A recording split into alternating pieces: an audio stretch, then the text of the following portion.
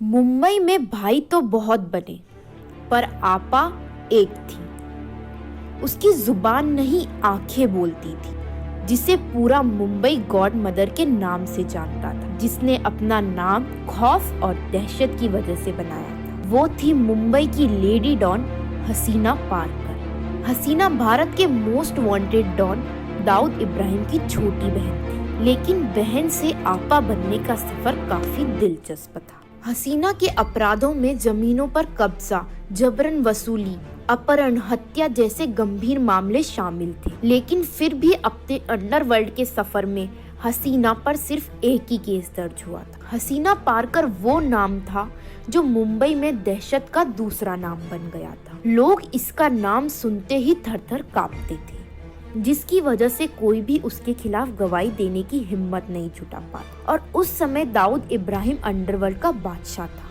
और पूरे मुंबई पे उसका राज चलता था। हसीना दाऊद की 4 बहनों में सबसे छोटी। हसीना की 17 साल की उम्र में इस्माइल पारकर के व्यक्ति से शादी हो गई। हसीना का पति एक फिल्म आर्टिस्ट था, लेकिन शादी के बाद उसने होटल का धंधा शुरू कर और जहां हसीना रहती थी वो होटल भी उसी इलाके। हसीना के 3 बच्चे थे, एक लड़की और 2 लड़के। हसीना खुशहाली से अपना जीवन बिता रही, लेकिन अंडरवर्ल्ड डॉन दाऊद इब्राहिम की कई गैंगस्टर से दुश्मनी। उसमें से एक दुश्मन था अरुण गवली, जिसने 1991 में हसीना की पति की हत्या कर दी। दरअसल हत्या वाले दिन दोपहर में इस्माइल अपने होटल के काउंटर पर बैठा था, तभी कार में गवली गैंग के कुछ गुर्गे हथियारों के साथ आए और हसीना के पति को भून कर चले गए। अपने जीजा के कत्ल के बाद दाऊद ने हमलावरों को सरेआम मारने की कसम खा ली। इस्माइल की हत्या करने वाले बीआर गैंग के सदस्य थे और दाऊद और बीआर गैंग में गवली भाइयों की दुश्मनी बहुत पुरानी, जिसके चलते दोनों के बीच गैंग ओवर छिड़ गया और गवली गैंग के कई सदस्य को दाऊद ने शूट आउट कर दिया। आमतौर पर अंडरवर्ल्ड पुलिस वालों से पंगा नहीं लेते थे, लेकिन ये मामला इतना बड़ा था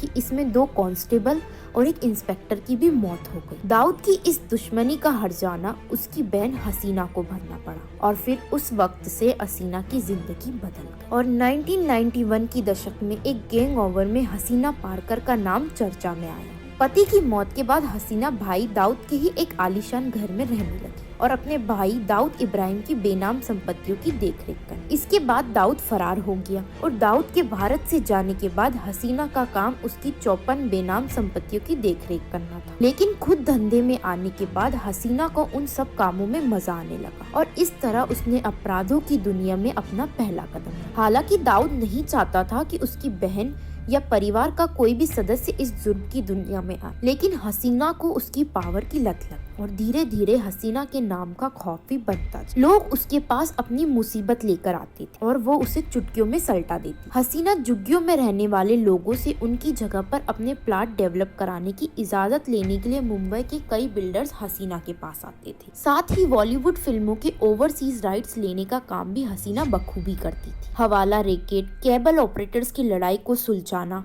और जबरन वसूली का काम हसीना किया करती थी। ऐसा भी कहा जाता है कि जब भी वह किसी निर्माता के लिए कार्य किया करती थी तो वह उस कार्य के बदले में संपत्ति की मांग किया करती थी और हसीना की कमाई का सबसे बड़ा हिस्सा अवैध वसूली से ही आता था। दक्षिण मुंबई के इलाकों में हसीना का इतना दबदबा था कि उसकी मर्जी के बिना एक पत्ता भी नहीं हिलता। उसके पास दक्षिण मुंबई में कई बेनाम संपत्ति थी और दक्षिण मुंबई से लेकर बांद्रा और कुर्ला तक हसीना की अनुमति के बिना कोई भी भवन निर्माण नहीं कर सकता था। हसीना को जानने वाले सभी लोग हसीना को आपा या डॉन के नाम से पुकारते थे। अपने खौफ से नाम फैलाने वाली लेडी डॉन हसीना पारकर की 55 साल की उम्र में दिल का दौरा पड़ने से मौत हो गई। तो ये थी लेडी डॉन हसीना उर्फ आपा की कहानी। दैनिक राजीव टाइम्स के पेज को सब्सक्राइब करें एंड शेयर करें।